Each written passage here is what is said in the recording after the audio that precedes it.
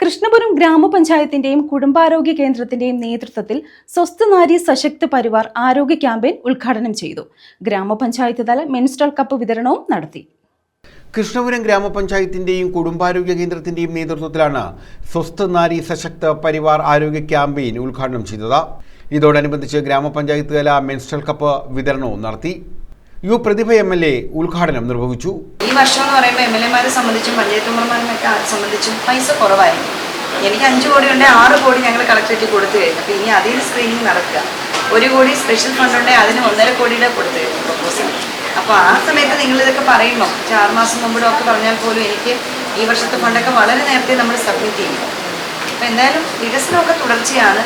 ശരിക്കും പറഞ്ഞാൽ ഇനി കായംകുളം മണ്ഡലത്തിൽ നമ്മൾക്ക് 100 കണക്ക് കാര്യങ്ങളിൽ ഇനി ഒരു 10-30% കാര്യങ്ങളെ ചെയ്യാനുള്ളൂ. ബാക്കിയൊക്കെ നമുക്ക് ചെയ്യാൻ പറ്റി. ഞാനെപ്പോഴും പറയും, ഒരു MLA-ക്ക് 5 വർഷം കൊണ്ട് ആ ഗ്രാമത്തിലെ മുഴുവൻ റോഡും ചെയ്ത് തീർക്കാൻ പറ്റത്തില്ല. ഒരു മെമ്പർക്കും മൊത്തം പറ്റില്ല. അപ്പം മെമ്പർക്ക് പിന്നെയും പറ്റിയെന്ന് വരും. MLA-ക്ക് ആ ഗ്രാമത്തിൽ മൊത്തം ചെയ്യാൻ പറ്റില്ല. എങ്കിലും മേജർ റോഡ്, ഇപ്പോൾ ഏറ്റവും പ്രധാനപ്പെട്ട റോഡ് ചെയ്യാൻ പോകാം. ഗ്രാമപഞ്ചായത്ത് പ്രസിഡന്റ് ശ്രീഹരി കോട്ടിരേത്ത് അധ്യക്ഷത വഹിച്ചു. എല്ലാ ദിവസവും 1-2 ചടങ്ങിൽ പങ്കെടുക്കാറുണ്ട്. മിനിഞ്ഞാണെങ്കിൽ പിന്നെ 10-15 വാർഡിൽ KSR-യുടെ പരിപാടി പങ്കെടുത്തു. അതിനുശേഷം MLA-യുടെ അഗ്രഗാമി എന്ന് പറയുന്ന പ്രോഗ്രാം രീതി കൺവെൻഷൻസിൽ ഗംഭീരമായിട്ട് നടന്നു. നമ്മൾ അത് കാണേണ്ടിയാണ് ആ പ്രോഗ്രാം. യഥാർത്ഥത്തിൽ ഇത്ര സിസ്റ്റമാറ്റിക് ആയിട്ട് പോയ പ്രോഗ്രാം.